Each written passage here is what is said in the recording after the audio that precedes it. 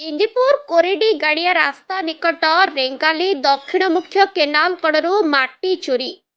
ढेंकानाल जिला ओडपड़ा ब्लॉक झुंटुझरी ग्राम पंचायत इंदीपुर कोरेही गाड़िया रास्ता निकट रे थिबा रेंगाली दक्षिण मुख्य केनाल कड़ू शह शह संख्यार ट्रिप माटी चोरी होइतिबा ग्रामवासी माने अभियोग करिसेंती। सूचना मुताबक कहीं माटी चोरी माफिया राति अधा मेसीन लगाई एठारू माटी चोरी करिथिबार अभियोग करा जायतिबा बेले निकटस्थ ग्रामवासी माने जानिबा परे विभाग को खबर देइछंती। तुरंत एहार तदंत करिबा पई मध्य ग्रामवासी माने दाबी करछंती।